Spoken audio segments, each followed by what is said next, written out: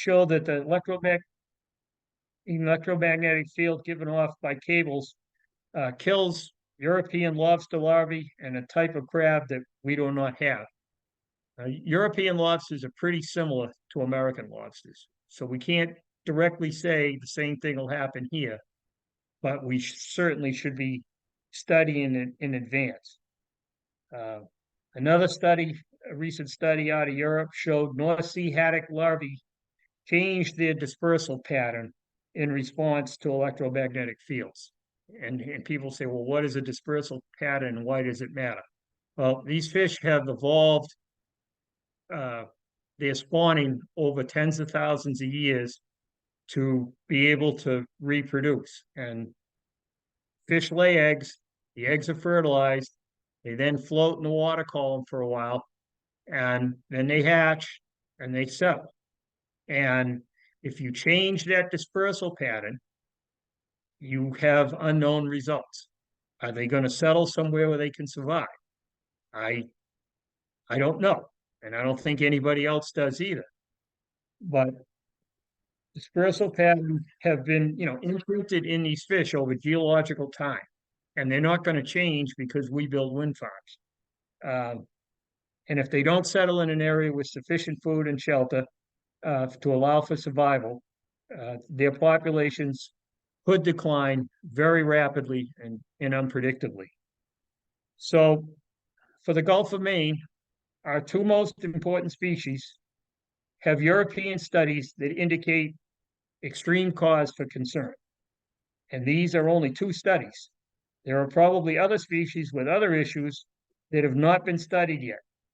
Finally, as was mentioned earlier, the North Sea and the Gulf of Maine are not the same place. And we don't know if the results of those studies are transferable here. We really need to find out. Finally, I'd just like people to consider another concept that I don't think has gotten much discussion in this entire debate, and that is the issue of food security versus energy security. And I think there's a reason for that. The U.S. never thinks about food security because we have bountiful food. It's not terribly important to us. If one source of food goes away, there's plenty of other stuff to take its place. But a United Nations Food and Agriculture Organization report in 2013 stated that between 3.5 and 4.5 billion people get most or all of their protein sustenance from seafood. And that's a 10-year-old study, so I'm sure that number's a lot higher now. Food security is just as vital to the survival of our population as is energy security, and yet I don't think it's getting enough discussion. So that's my talk, and I'll be very happy to answer questions now or later. Thank you. Thank you so much, David. It's excellent, and it's great to hear from the stakeholders that have so much invested in the success of our efforts here on the Atlantic coast. So we've heard from three guests now whose research and work is focused mostly on the natural systems themselves. It's pretty obvious, though, that many of the challenges that we're facing are with large-scale renewable energy development have to do with finding ways to head off potential conflicts and negotiate fair outcomes. And these are classic social challenges. Our final speaker, Dr. Tiffany Smythe, is a social scientist who looks for optimum ways forward on sustainable resource use and governance. Her research focuses on offshore wind farms and on different approaches to managing ocean space. She currently serves as Associate Professor of Maritime Governance at the U.S. Coast Guard Academy. And early in her career, she helped develop Rhode Island's Ocean Special Area Management Plan, OSAMP, which led to the siting and the permitting of Block Island Wind Farm, the first substantial, almost the only wind farm in the U.S. So, Tiffany, go ahead. Good evening, everybody. Reinmar, thank you for the introduction and for to participate in the panel, and thanks to my my panelists who preceded me. Great content so far. So as Reinmar said, I am an interdisciplinary social scientist, and I look at the political and social dimensions of offshore wind farms, and I will be sharing a little bit of my research tonight, as well as insights from previous experience in practice. Before we proceed, I do need to state that while I work for the U.S. Coast Guard Academy, I don't speak for the Coast Guard as a regulatory institution. I should also say that I have more slides here than we will actually need for this evening, but I wanted to be able to be adaptive, so do not be alarmed if you see the number of slides.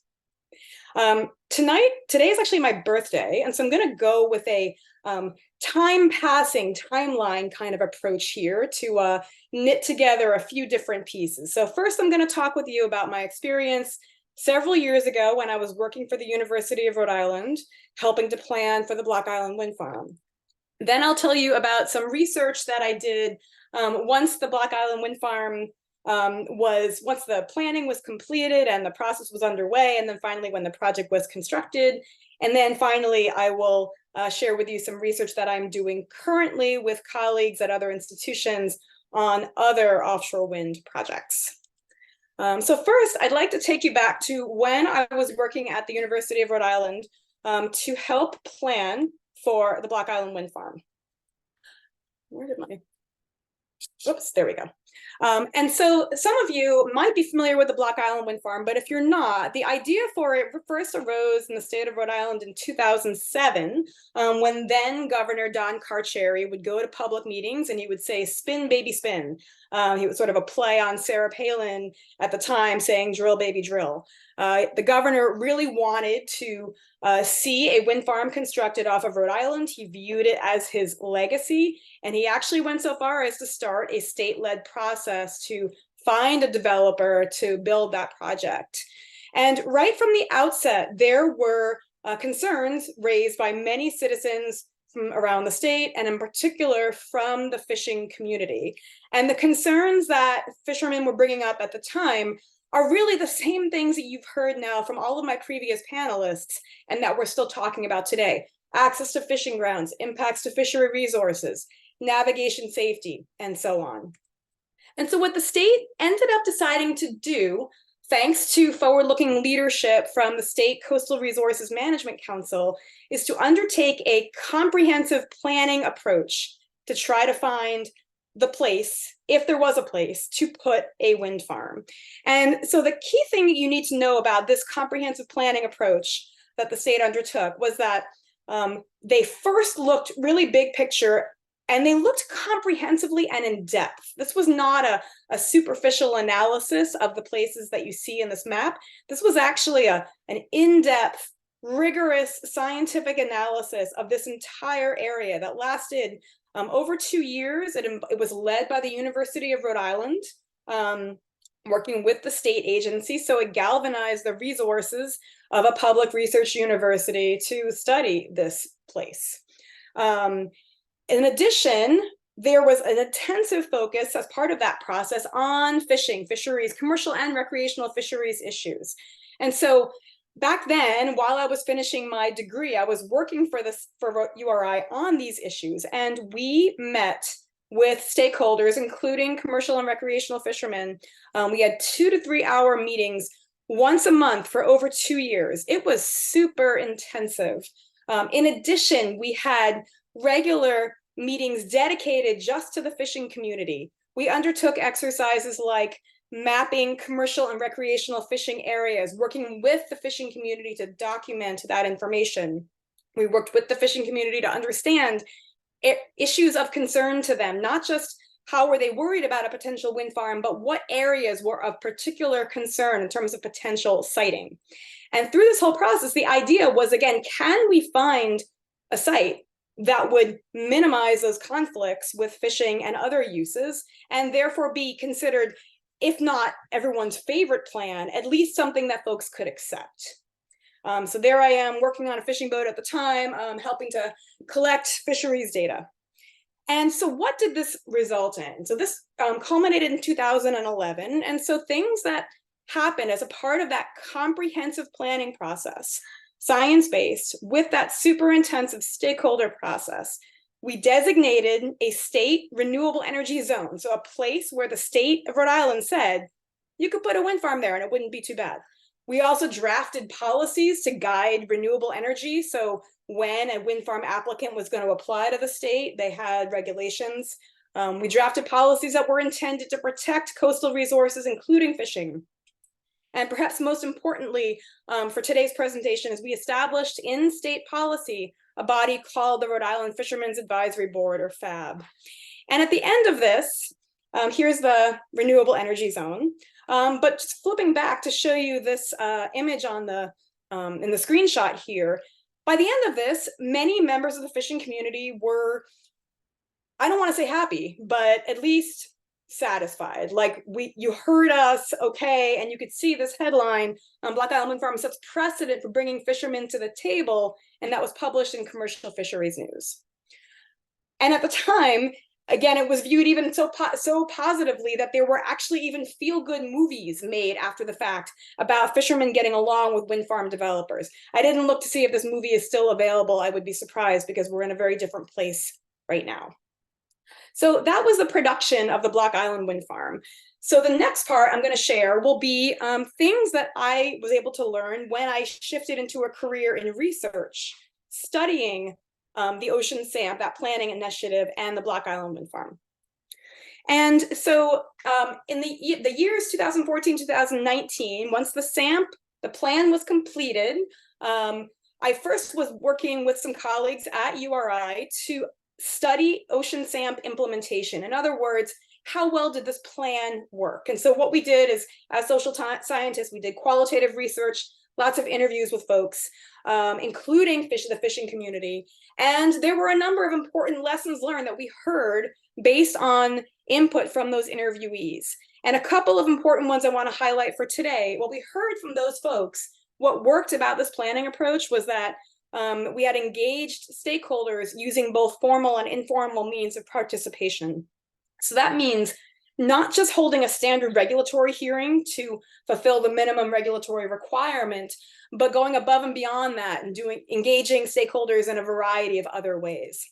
A second point that was really important was this idea of relationship building that actually took place through that intensive 2 years and change planning process. The idea was that relationships were built among stakeholders of different interests that actually were very positive. So a second study that we did, similarly interviewing folks, including the fishing community, on how well we did in implementing this plan, we also heard that there were real strengths to some of the fisheries dimensions of what we had designed. One was the Fishermen's Advisory Board, this state advisory body of fishermen, which provided input to the state in terms of coastal policy decision-making. This was viewed at the time as extremely effective, as extremely productive, a means of effectively incorporating stakeholder input and knowledge into the decision-making process. We also heard from interviewees that other important things that we had done were to incorporate fisheries local knowledge directly into the process by the creation of fisheries maps and identifying important habitat areas. I should say these data were collected in sort of 2014, 15, something like that, probably right before the Black Island Wind Farm was constructed in 2016. So everyone knew it was permitted, but it wasn't yet constructed. So I even had the chance to do some research on recreational fishing, and I'm going to confine my remarks tonight mostly to commercial, but I do want to acknowledge this. We did a study about the effects of the Black Island Wind Farm on recreational angling, and we heard through both interviews and surveys that the wind farm was an enhancement to the recreational fishing experience. However, anglers had concerns about access to the turbines as well as crowding in that space. But here's the thing. I'd like to pause for a minute from this story about the Black Island Wind Farm and these positive things that we were learning through doing empirical research, because here's the thing you really need to know about the Black Island Wind Farm is that it's a unicorn, or if we're going to be maritime about it, it's a narwhal. It's a one of a kind. It's novel, okay? We're not going to see this same thing again. And what do I mean by that? Well, I mean, that project, among other things, was a state-run, state-led project in state waters. And none of the other projects that we're talking about now are state-led projects. These are primarily federal projects led, as panelists previously mentioned, by the Bureau of Ocean Energy Management. And Cheri did a nice job earlier of walking you through BOEM's process of trying to identify, whittle from a call down to a wind energy area, down to a lease area. But the important thing for you to know is that the most substantive environmental and social impact analysis is not conducted in those earlier stages. It's actually conducted in the very later stages, after a lease has been sold, after there are construction plans together and submitted to the federal government. Whereas earlier in the process, there isn't a comprehensive regional planning approach with intensive stakeholder engagement like you saw in Rhode Island. And a lot of this is because the federal government is following the National Environmental Policy Act, and dimensions of that act that are important are that that's a project by project analysis. Additionally, NEPA provides clear guidance on how we involve the public, but what that guidance results in are hearings and workshops that are through which the public responds to those construction and operations plans at the end, after a lot of other stuff has happened, okay? And you've seen some figures like this before, so we're looking at a scale of a huge number of projects, major impacts potentially, socially and environmentally, to our outer continental shelf, conducted pursuant to a very different process than Block Island, okay? So finally, what are some of the things we are learning now about research that we have begun to do on those federal offshore wind projects? We're running short on time, so I'm going to just hit a couple of things fast, but I'm happy to discuss more during the Q&A. It became evident to me, around 2018, 19, 20, that we were seeing evidence of conflict surrounding fisheries issues and these offshore wind farm projects. And so I have then undertaken individually and collaboratively a few different studies that touch on fisheries issues.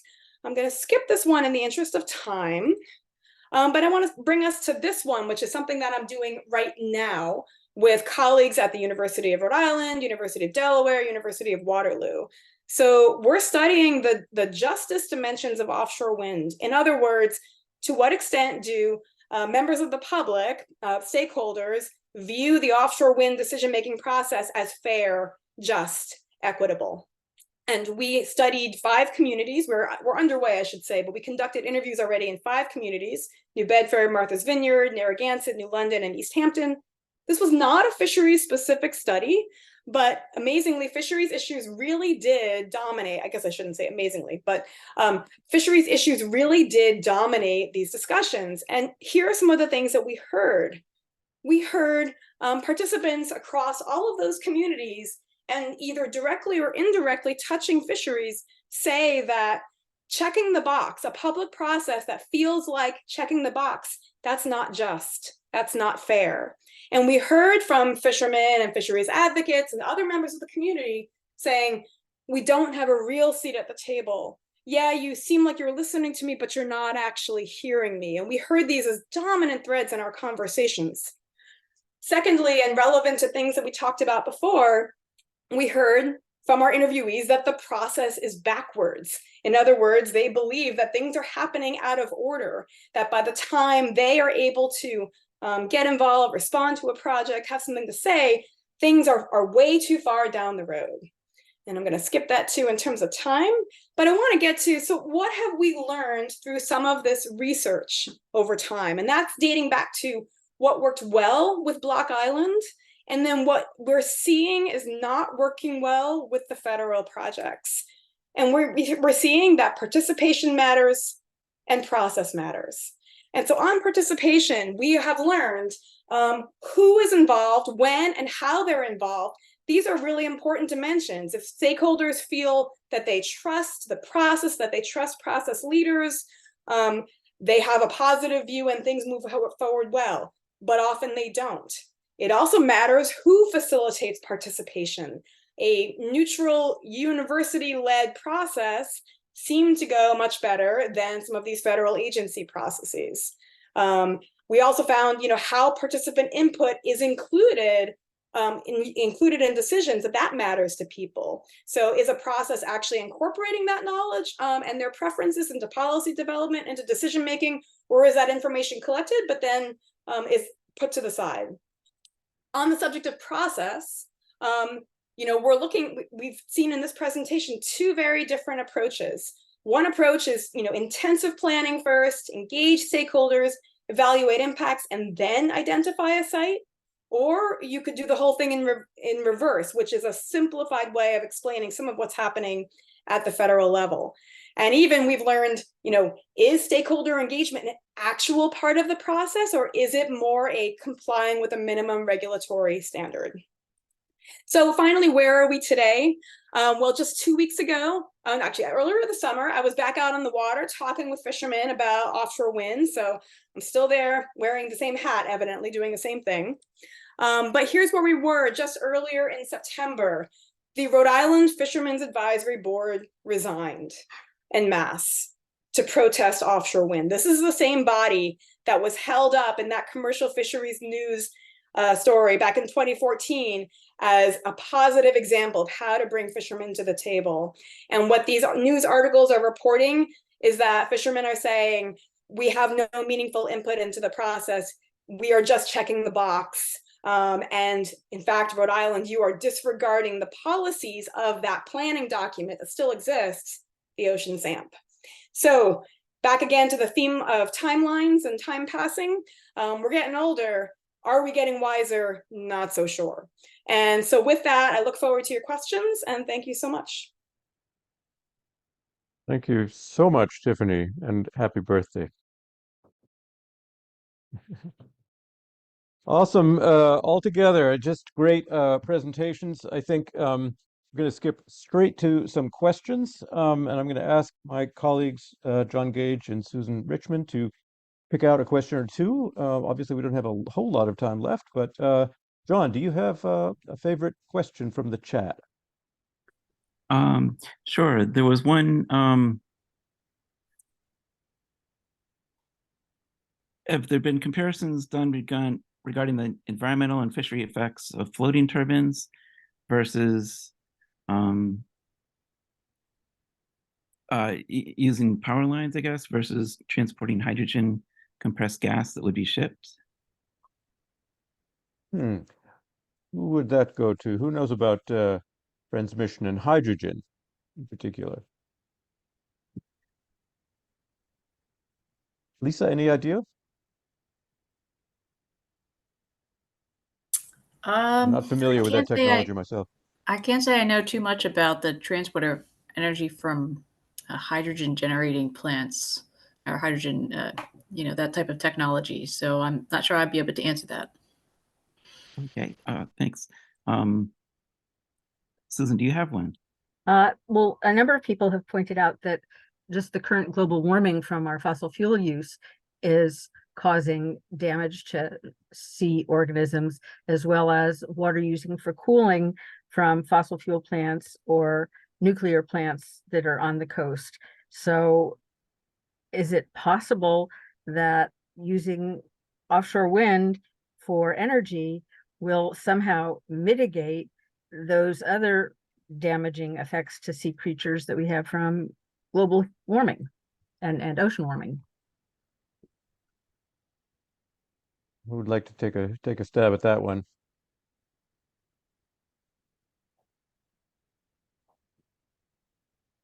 Yeah, guess I'll take a stab at it. Yes, David. Well, first of all, I kind of dispute the premise about the warming from nuclear power plants. I live right next door to Seabrook. It's operated for 30 years and it's studied constantly, daily, and there is no sign of any change in the ecosystem around the discharge pipes. So a lot of that depends on how you build the coolant system. The coolant system is built right, like Seabrook's was, and it's diffused over about a mile offshore. There's imperceptible changes in flora, fauna, or temperature. As far as changes caused by warming, fish in the Gulf of Maine are generally moving to the north and east in an attempt to maintain constant bottom water temperature. And so far, they've been able to do it because of the oceanographic conditions of the bottom of the Gulf of Maine. If that warming continues far enough, and I don't know what that number would be, then eventually they will run out of space to move. And they'll keep moving to the north and east towards the poles, towards the North Pole. But what happens when one fish leaves, nature abhors a vacuum. Somebody else moves in its place. And we are now seeing in at least the southwestern Gulf of Maine, some mid-Atlantic species populating the area pretty intensely. Things like black sea bass, both species of squid, summer flounder. So it isn't that the fish will go away, it's just that there will be different fish in this area. I hope that helps. Yeah, thanks, David. We've got a question from Peter Zumsich. Yes, well, I wanted to comment on the questions that John just mentioned. Those were my questions. So first of all, the issue of compressed hydrogen versus electricity, that is already being tested in the North Sea, I think off the coast of Scotland. I believe there are two attempts to compare the impacts of using a electricity generated platform that is connected to onshore for electricity versus using those platforms to desalinate the water, create compressed hydrogen, and shipping the hydrogen onshore, because there could be a significant financial benefit to doing it that way versus using cabling. The second question that John mentioned, that was also my question, is the whole purpose of offshore wind and other renewable energy sources is we believe we can address some of the bad effects of climate change. Some of those bad effects include the negative impact on the fishing industry, and not a single turbine has been put in the water to affect the fishing industry so far, and won't be for another 7 years. So many of the negative effects on the fisheries we're hearing now are already happening, and they're not caused by turbines. So we need to do a fair comparison to say, if we do nothing, what happens to the fishing industry versus if we take some action? Yep. Well, that's, I think, that pretty much sums up the problem here. Climate is in the process of changing. The physics is not changing. And somehow we're going to have to address this with minimum negative impacts on industries and livelihoods that are already in place. So we're not solving the issue today. It's very interesting to get some inside views of the issues from various points of view. And I'm looking forward to continuing this conversation. And now I'm just going to share quickly my screen and allow my colleague Susan Richmond to talk a little bit about what's coming up in the next few weeks at New Hampshire Network for Environment, Energy, and Climate. Susan, go ahead. Okay, so thank you everyone for being here. We will be sending out the recording. We'll see if maybe some of the questions that you've asked and didn't get answered, we can provide you with answers at the same time that we hand out the recording. And it was asked whether some of you can directly communicate with the participants, and we'll check on that and let you know. Reinmar, they're looking at me, I think, and not at the slide. I know. I'm sorry. I had the opening slide instead of the closing slide. So I'm just getting to it. we'd like to have some kind of action that you can do after you've heard all this and you've got all your energies pent up. So our big ask right now is that New Hampshire actually is going to be creating a climate plan, because that's the way that we'll get some IRA monies for the state, IRA money. But this has not been widely publicized. There has not yet been a plan for how to get public input. So we are, oops, Go back one. We Yep, are I'm back. urging you to write to Michael Fitzgerald at DES.NH.gov or call him at that number to say, please set aside money to make sure that there can be, even though we've just heard how input may or may not be taken seriously, but to make sure that there is public input into this New Hampshire Climate Action Plan before it is all sealed up. And oh rats, I didn't write down a date. I'd just say do it soon. And without it, you know, you won't be at the table. This might give us a little toehold. And if they get letters from all 47 people listening right now, I think they'll be impressed. Okay, next slide. So this is New Hampshire Network.org that's our website, and that's who put together this presentation. That is, if you come to our website, you will find out other actions we recommend you do, upcoming events, and we do have working groups that meet regularly to deal with legislation at the state level, climate, plastics and waste at the town level, and now getting to the state level as well. And we have a really great calendar of things that are going on in New Hampshire of an environmental nature. So if you haven't checked out our website, please do so. And at the moment, we've got 2 events that we're planning that are coming up pretty soon.